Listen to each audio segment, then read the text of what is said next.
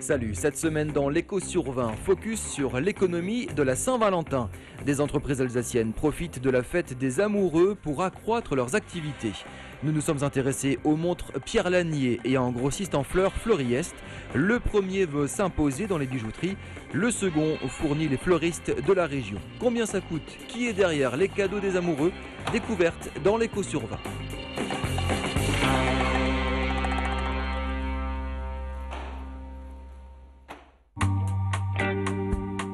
Pierre Lanier est installé à Ernolsheim-les-Savernes. Aujourd'hui, l'entreprise est l'un des tout derniers assembleurs de montres en France. Pierre Burgun est à la tête de l'horloger lancé par son père. Ses créations se vendent aux quatre coins du monde. Rencontre. Nous sommes fabricants de montres, puisque le fabricant, c'est celui qui assemble.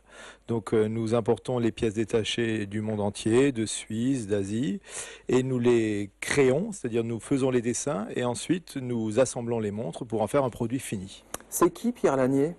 Alors Pierre Lanier, Pierre Lanier n'existe pas. Pierre Lanier, c'est une histoire, c'est une entreprise.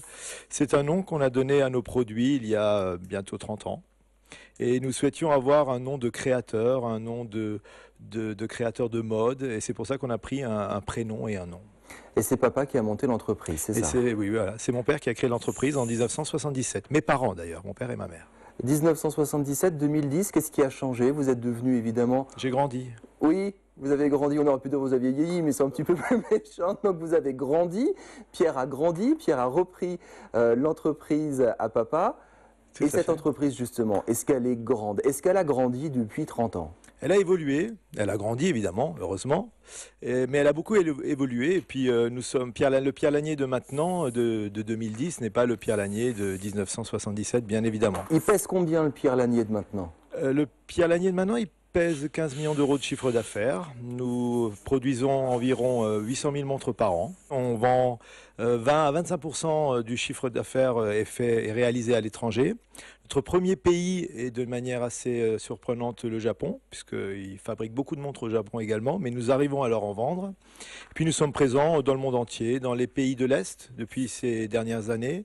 On s'est beaucoup développé dans les pays de l'Est, dans les pays du Moyen-Orient, et puis dans d'autres pays d'Europe évidemment aussi. Je suis polonais, japonais, j'achète du Pierre Lanier, j'achète un petit peu de France. C'est votre image à l'étranger?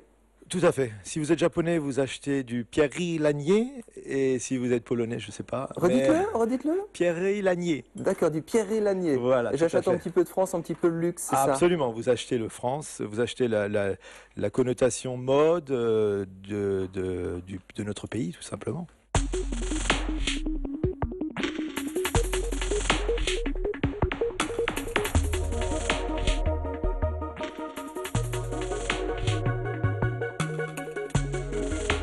80 personnes travaillent ici près de Saverne, dont 30 à la production, et vous avez une usine à Madagascar, c'est ça? Voilà, vous est propre. Vous fabriquez également des montres à Madagascar? Tout à fait. Voilà. Une partie de la production est faite à Madagascar. En 2001, nous avons créé cette unité à Madagascar, du fait du coût important, puisque nos principaux concurrents sont bien sûr que des Chinois. Et là, il fallait réagir en termes de coûts. Allez, j'ose dire ça devant vos salariés. Pourquoi vous maintenir à Saverne alors? Pourquoi pas tout fabriquer à Madagascar et maintenir en bureau ici si ça vous coûte moins cher? La production coûte plus cher, mais malgré tout, déjà on est alsacien, c'est la première chose, alors ça on y tient. Et puis on est ici, on a toujours été ici, et puis pour l'instant ça fonctionne bien, et puis tout se passe très bien en Alsace. 800 000 montres fabriquées chaque année. Ces montres ont quelque chose de particulier, elles sont très à la mode. En préparant cette émission, vous disiez, vous en fabriquiez, vous en pensiez 300 modèles par an, c'est ça? Oui, 300 modèles par an. Comment on fait pour imaginer 300 modèles de montres? Je me le demande tous les jours d'ailleurs, mais chaque année qui démarre, il y a 300 modèles à créer, et on y arrive. Alors évidemment, il y a des différentes couleurs, il y a différents modèles, différentes formes de boîtiers, mais il faut de la nouveauté. On a un petit peu habitué nos clients à ça, donc on fait avec, mais je crois que c'est notre force également. On reviendra au design tout à l'heure. Ces montres, est-ce que c'est cher, une montre à fabriquer? Si vous vendez une montre, par exemple, 100 € dans le commerce, à fabriquer, combien ça vous coûte? À fabriquer, elle va coûter environ 25 €. Alors, deux choses pour conclure. Comment Pierre Lanier ou Pierre Lanier au Japon fait pour résister à du Seiko, à du Swatch, à des multinationales énormes en face de vous? Quels sont vos arguments face à vos acheteurs? Disons qu'on est à notre taille et on est conscient de notre taille avec les désavantages, parce qu'on n'aura pas les moyens de certains autres, mais les avantages aussi, on est plus flexible, on répond plus rapidement à la demande des clients, on est plus proche des clients et puis bon, ça fonctionne bien parce qu'on est sur un marché où les marques ne se développent pas vraiment. Pas toutes, où la majorité est plutôt en régression parce que c'est un marché qui baisse, et on arrive pour notre part à progresser. Donc ce ne sera pas éternel, mais c'est à nous de faire en sorte que ça dure le plus longtemps possible. Deuxième chose, vous parlez de marché national. Est-ce que vous êtes le plus gros vendeur de montres en Alsace, par exemple? À Ernolsheim-les-Savernes, je pense que c'est nous, Ouais. à mon avis, ça ne va pas être compliqué. Mais le patriotisme économique, est-ce que ça marche sur la montre ou pas, ou les gens s'en fichent? Non, je crois pas. Je crois que bon, les gens sont peut-être intéressés par une montre française, mais ils ne l'achèteront pas pour ça, je pense pas. Votre plus gros marché, c'est la Bretagne. C'est la Bretagne, oui. Effectivement, c'est l'ouest de la France, on va dire, mais disons qu'on est plus fort dans le nord que dans le sud, mais on essaye de remédier à ça également. Donc on a du potentiel encore. Est-ce que Pierre Lanier va embaucher dans les prochains mois? Ça fait quelques années, on s'est développé à Madagascar, on a licencié personne, ça c'était important pour nous. Et maintenant, on va recommencer tout doucement à réembaucher du monde. Oui, effectivement, mais au fur et à mesure.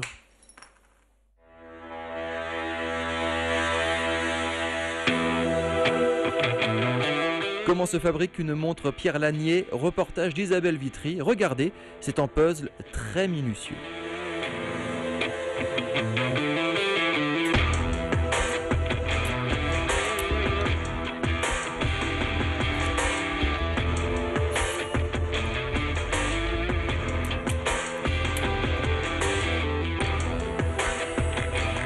Ici, nous nous trouvons dans l'atelier de fabrication où nous assemblons les montres bracelets. Nous recevons en pièces détachées les mouvements, les cadrans, les aiguilles, les boîtiers, les bracelets, les couronnes, etc. Et ici, après qu'on ait fait un contrôle de qualité, contrôle d'entrée qualité, nous assemblons les montres. Les pièces, les cadrans qui ont un petit défaut, une petite rayure, etc., sont mis de côté, seront renvoyés chez le fournisseur et le produit final doit être un produit de très bonne qualité. Les montres mettent à peu près en temps masqué 15 minutes pour être assemblées. On a des machines, si on veut, semi-automatiques. Ce qu'on peut semi-automatiser, c'est uniquement la pose aiguille ou le marquage des fonds, comme on l'avait énuméré, au laser.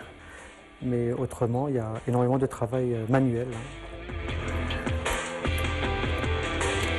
En horlogerie, on utilise une bruxelle, qu'on appelle communément pincette, des petits tournevis d'horloger, on utilise des soufflettes, des doigts de protection pour ne pas mettre de traces sur les petites pièces parce qu'elles sont très petites. C'est un travail minutieux, il faut d'abord avoir une très bonne vue, être calme, ne pas être nerveux. Les opérateurs sont polyvalents, ils ne font pas la même opération toute la journée. Ils font plusieurs opérations justement pour pouvoir changer la façon de voir les pièces, etc.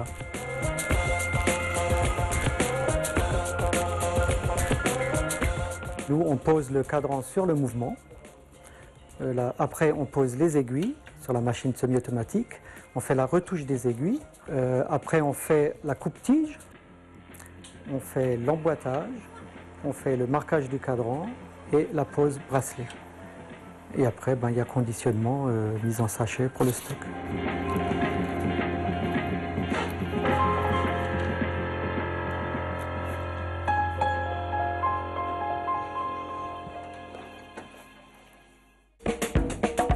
Pierre Lanier conçoit ses montres en Alsace. Chaque année, 300 modèles sortent de l'imagination des designers.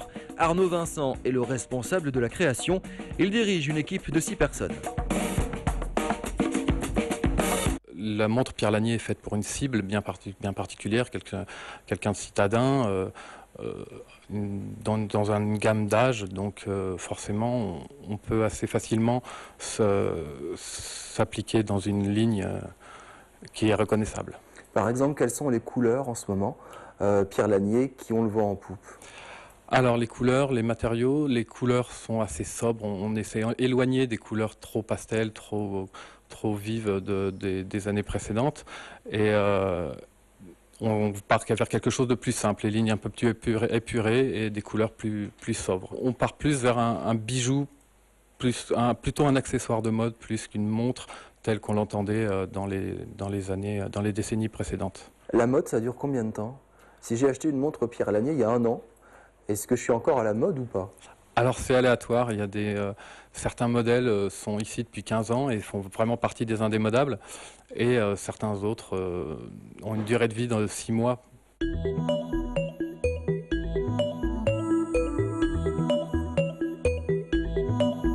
Qu'est-ce qui marche en ce moment? C'est quoi les tendances? Métal ou cuir? Les deux sont indissociables. De toute façon, on sortira toujours des modèles métal, des modèles cuir selon les tenues des personnes qui vont les tenir et puis simplement selon leurs envies. Pierre Lanier, comme d'autres fabricants de montres, adaptent leur communication à la Saint-Valentin et mettent en avant certains produits. Mais à la Saint-Valentin, le cadeau phare reste le bouquet de fleurs. Pour dire je t'aime ou parce qu'on n'a pas le temps et que c'est facile. Savez-vous d'où viennent les fleurs que vous achetez? Quel est le prix de revente d'une rose par exemple? Isabelle Vitry est allée chez Fleuriest, en grossiste installé au marché gare à Strasbourg. L'entreprise fournit bon nombre de fleuristes en Alsace. Vous allez le voir, une centaine de variétés de roses inondent le marché et les producteurs profitent de la Saint-Valentin justement pour faire de très bonnes affaires.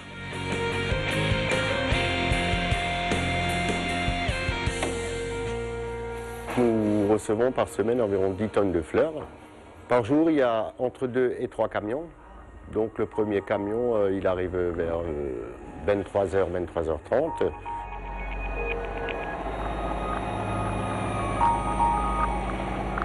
On travaille de nuit, oui, 22h30, le lundi soir pour la journée du mardi. Les autres jours à 1h30, en l'occurrence mercredi, jeudi, vendredi et le samedi à 5h. Et on s'arrête environ 8h30 tous les jours à 9h. Les différentes étapes, c'est tout d'abord le déchargement, ça va de soi. Puis après, nous avons le contrôle.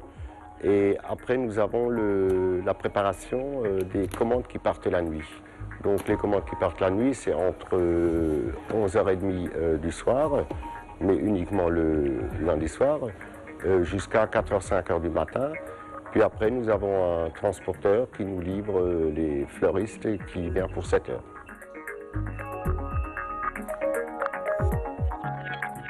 Les fleurs sont conservées dans un frigo à 5 degrés, dans des bacs avec de l'eau qui est changée régulièrement, au moins 1 fois à 2 fois par semaine.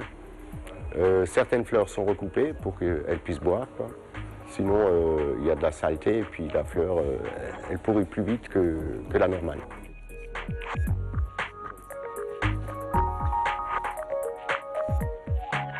On est 10 personnes à travailler sur le bâtiment ici, 10 personnes, moitié en équipe commerciale, moitié en équipe non commerciale.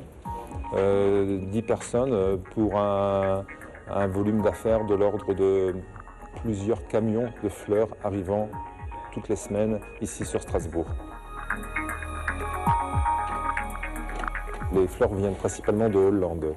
Mais ce n'est pas parce qu'elles viennent de Hollande qu'elles sont obligatoirement cultivées en Hollande. Le marché hollandais est un gros marché à la fois de production et d'importation. Une plaque tournante dans le milieu de la fleur qui fait que les fleurs produites dans les pays de l'hémisphère sud arrivent en Hollande et sont éclatées dans les différents pays européens par la logistique hollandaise. Les différents problèmes que l'on rencontre au niveau des approvisionnements, que ce soit rupture de froid, rupture de charge d'un aéroport sur l'autre, nous complique beaucoup la vie et vient au détriment de la qualité du produit. Donc il est plus facile pour nous d'acheter des fleurs exotiques en Hollande plutôt que de les acheter directement sur le lieu de production.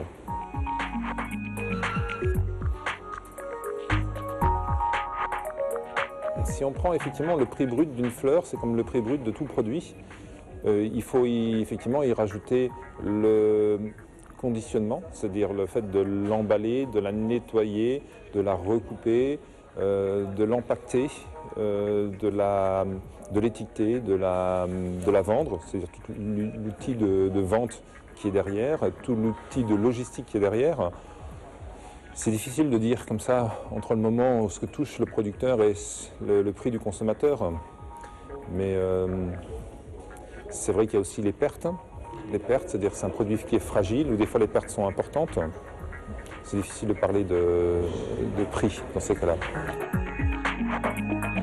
Que ce soit du lieu de production au lieu de conditionnement et du grossiste chez le détaillant. À chaque fois, effectivement, il y a des coûts de transport qui se rajoutent. Et le coût de transport fait partie, effectivement, comme le conditionnement, fait partie du prix de revient de la fleur. Après, la culture de la fleur, si elle se fait dans les pays européens, est importante, parce que les coûts de main-d'œuvre, les coûts de production, les coûts d'énergie sont importants. Si elle est produite dans les pays de l'hémisphère sud, Kenya, Éthiopie, Costa Rica, Honduras, Colombie, les coûts de production sont moins importants puisqu'ils bénéficient de climats tempérés et la main-d'œuvre est beaucoup moins chère.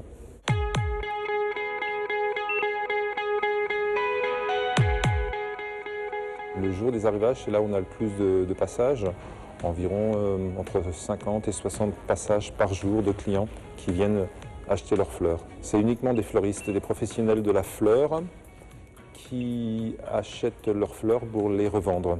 C'est-à-dire qu'on ne vend qu'à des personnes qui revendent des fleurs à des clients, soit des clients de boutique, soit des clients de marché, soit des clients de décoration.